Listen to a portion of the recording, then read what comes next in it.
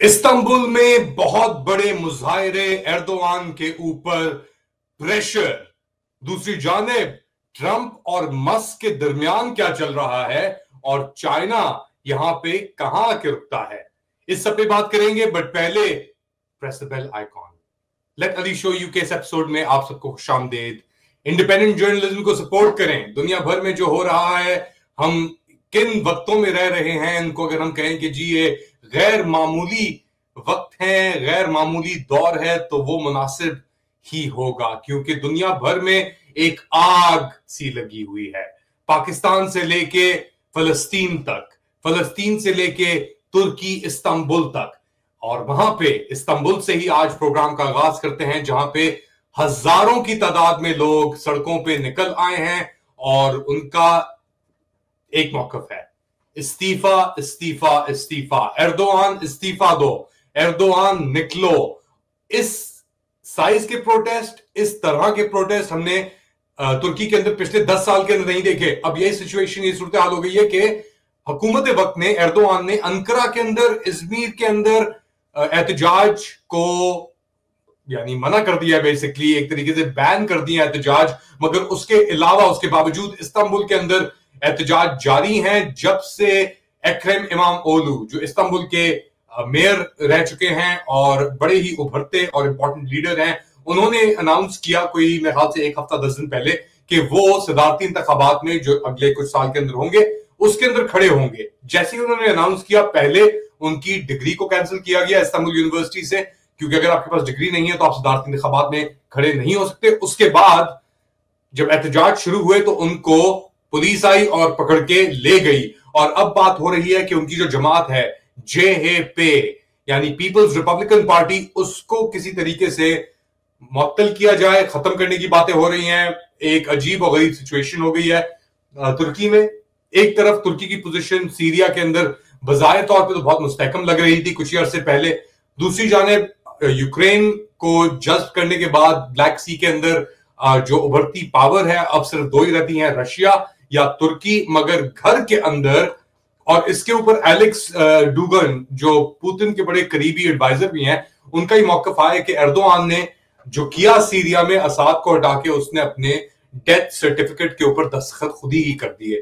क्योंकि उसने कहा कि जिनके साथ एर्दोआन ने एलाई किया, अमेरिका, इजराइल और जो दीगर कुव्वतें हैं जो असाद मुखालिफ थी, दुगन का यह मौकफ है कि वो कभी भी एर्दोआन को नहीं बचाएंगी। और ईरान और रशिया अब मुखालिफ हो चुके हैं बहुत ही बुरे तरीके से तुर्की के। ये अलेक्जेंडर दुगन का कहना है, जो फिलोसोफर है मेन व्लादिमीर पुतिन के, रशिया के अंदर। मगर तुर्की में सिर्फ क्या हो रहा है? तुर्की के अंदर पुलिस ने पेपर स्प्रे यूज किया, टीयर गैस यूज की, रबर बुलेट्स, गोलियां रबर की यूज की। हजारों, सैकड़ों की तादाद के अंदर जो एहतजाजी थे उनको पुश बैक करने के लिए। मगर जो आपको मनाजिर नजर आएंगे वो ये होंगे कि जी पुलिस वैन्स, टोमा कहते हैं उसे, उसके ऊपर एक वो नोजल होते हैं टोमा के ऊपर, और बड़ा ही भारी किस्म की ये एपीवी होती है, all personal vehicle, all terrain किस्म की पर्सनल व्हीकल होती है। ये मारती है, पानी मारती है, बदबूदार किस्म का केमिकल से लेस्ड लोगों को हटाने के लिए। और फिर उसके कुछ के अंदर ऑब्वियसली लोग भी बैठ सकते हैं ऊपर जाके, सिक्योरिटी के एहलकार, तो वो डिप्लॉय किए हुए हैं। उनके बावजूद जो प्रोटेस्ट है उनको रुकने के अंदर, यानी खत्म होने में कोई होल के दे नहीं रहे। यहां तक कि अंकरा जो दारुल हुकूमत है तुर्की का, उसके अंदर पुलिस ने एहतजाज को तोड़ा। इसके अलावा इजमीर के अंदर भी एहतजाज को तोड़ा गया और बहुत ही हैरतमंद किस्म के इमेजेस आ रहे हैं। हजारों की तादाद, जिस तरह मैंने कहा, लोग निकले हुए हैं। और इन एहतजाजों के बाद तुर्की भर के अंदर कोई 100 के लगभग एहतजाजियों को गिरफ्तार कर लिया गया है। ये इंटीरियर मिनिस्टर यानी जो वजीर दाखिला है अली यर्लिकाया, उनका कहना है। अच्छा, इसके अंदर आपके एर्दोआन साहब कहां हैं? वो नौरूज के फेस्टिवल में इस्तांबुल के ऊपर जो ट्रेडिशन होती है कि आप आग के ऊपर छलांग मारते हैं नौरूज की शुरुआत में, तो वो आग के ऊपर छलांग मार रहे थे एर्दोआन साहब। दूसरी जानिब बुध के रोज, जैसे मैंने जिक्र किया, एक्रम इमामोगलू को सुबह सुबह आके गिरफ्तार किया गया और ये उनके ऊपर इल्जाम लगाया गया कि ये दहशतगर्दी को सपोर्ट कर रहे हैं और एक माफिया लॉर्ड और डॉन है ये और करप्ट भी हैं। अब आप अंदाजा लगा सकते हैं ये बेवकूफाना हरकतें हैं जो एर्दोआन कर रहा है ऑपोजिशन को सप्रेस करने के लिए, मगर वो शायद उसकी कैलकुलेशन हमेशा अलग ही होती है एर्दोआन की। वो शायद देख रहा है कि यार ये आखिरी मौका है मेरे पास कि मैं इनको बिल्कुल ही खत्म कर दूं ऑपोजिशन को और अपनी जमात और अपनी जो कुव्वतें हैं उनको आगे मैं लेके आ जाऊं। मगर जिस तरह से स्टूडेंट्स निकले हैं, तालिब इल्म, जिस तरह से और दीगर लोग निकले हैं, तो मुझे नहीं लगता कि ये चीज इतनी आसानी से रुक पाएगी। 2028 के अंदर नेक्स्ट इलेक्शन है। अब एर्दोआन साहब अपने आप को एक और बार वो 2032 तक अपने आप को देखते हैं कि इस किरदार के अंदर, मगर उनकी उम्र भी कम तो नहीं हो रही और उम्र के साथ साथ जो उनके वहम हैं उनके अंदर भी इजाफा हो रहा है। इसलिए इमामोलू जो एक कम उम्र के आदमी हैं, नौजवान तो नहीं कहा जाएगा उन्हें, मगर कंपेयर टू एर्दोआन उनके अंदर तकरीबन 20 साल का, दोनों के अंदर 20 साल का तो नहीं, मैं 15 साल का फर्क है दोनों के उम्रों में। तो इमामोलू को इसलिए सख्ती का निशाना बनाया जा रहा है और इमामोलू ही एक बहुत मजबूत ऑपोजिशन कैंडिडेट एर्दोआन के बामुकाबला आ रहा है। यहां तक एर्दोआन के बामुकाबला कोई भी नहीं है अभी भी, ये बात तय कर लें आप लोग। मगर एर्दोआन के बाद क्या है, और मेरे ख्याल से उसी के ऊपर ही अब जंग चल रही है कि एर्दोआन के बाद क्या निजाम आएगा।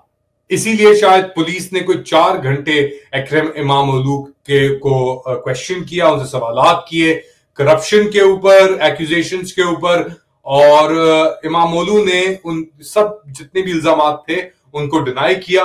आज के रोज दोबारा प्रोसिक्यूटर्स कोर्ट हाउस उनकी क्वेश्चनिंग की गई हफ्ते की शाम को। और जैसे मैं कह रहा था कि 2013 गेजी पार्क के प्रोटेस्ट के बाद ये सबसे बड़े प्रोटेस्ट हैं जो तुर्की के अंदर हो रहे हैं और इसके जियोपॉलिटिकल एक एस्पेक्ट भी है, क्योंकि एक तरफ नेतन्याहू उसके जो हरकतें हैं वो भी कॉन्स्टिट्यूशनलिज्म को एक तरीके से रद्द कर रहा है, दूसरी जानिब यहां पे ये सब चीजें हो रही हैं, एर्दोआन भी कॉन्स्टिट्यूशनलिज्म को रद्द कर रहा है। तो एक अथॉरिटेरियन वेव चल चुकी है इस पूरे इलाके के अंदर और ये एंटिसिपेशन में है मेरे ख्याल से कि एक जंग आ रही है, एक बहुत बड़ी जंग आ रही है जो आ चुकी है गाजा में फॉर एग्जांपल, यूक्रेन में शायद खत्म हो रही हो। ट्रंप ने भी आके कहा है कि हम बहुत करीब हैं डील के बेसिक बुनियादी चीजों के ऊपर हमने रजामंदी कर ली है, तो वो भी देखना पड़ेगा उसके बाद क्या होता है, तो उसका इंपैक्ट टर्की के ऊपर क्या आएगा, उसकी क्या पोजीशन रहेगी। But dog he dog world है और एर्दोआन शायद अब सबसे बड़ा भेड़िया नहीं रहा इस पूरी कथा और कहानी में। आप क्या समझते हैं बताएं मुझे कमेंट सेक्शन में। क्या एर्दोआन ये मरहला जो है एहतजाजी इसे सरवाइव कर लेगा? सबसे बड़ा चैलेंज उसकी हुकूमत, उसके इक्तदार के ऊपर 2013 के बाद, क्या समझते हैं आप? ऑब्वियसली आपके कमेंट्स बहुत इंपॉर्टेंट हैं। अपना ख्याल रखें, अगली बार तक इंशाल्लाह आपसे दोबारा मुलाकात होगी। अल्लाह।